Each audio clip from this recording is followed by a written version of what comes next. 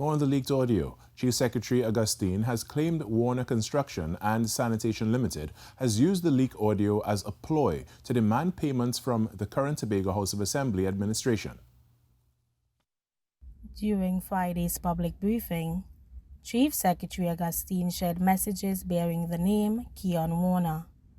According to Mr. Augustine, Mr. Warner has been making threats and has used the leak as a way to demand a payment of millions of dollars.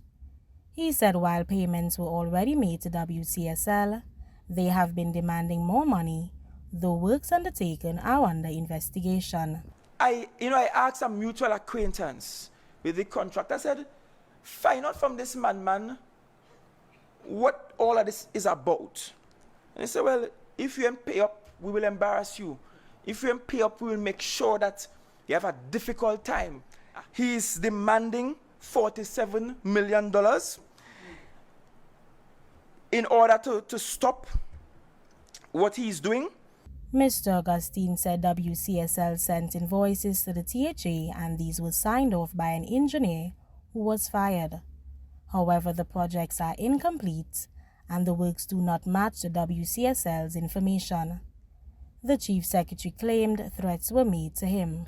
And a special investigator was sent to Tobago. I was interviewed, and in that interview, I learned from the interview that the threat was that they will start to kidnap people in this space to send a message to me so that I could just pay money.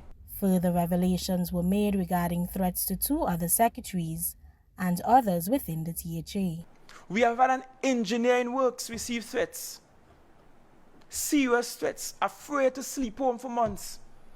Another engineer come outside and all she car scratch up, keyed up on purpose. Chief Secretary Augustine said more is to come, adding the executive will not bow to threats, but will continue to stand up against corruption. Carissa Douglas, TTT News. Warner's Construction and Sanitation Limited's director, Keon Warner, has described the statements made by Chief Secretary Augustine as damning. Speaking with TTT News following the public briefing, Mr. Warner said he referred Mr. Augustine's statements to his lawyers, who he said will be dealing with it severely. He said Warner's Construction and Sanitation Limited will issue a full statement soon, which he said the THA will not be able to deny.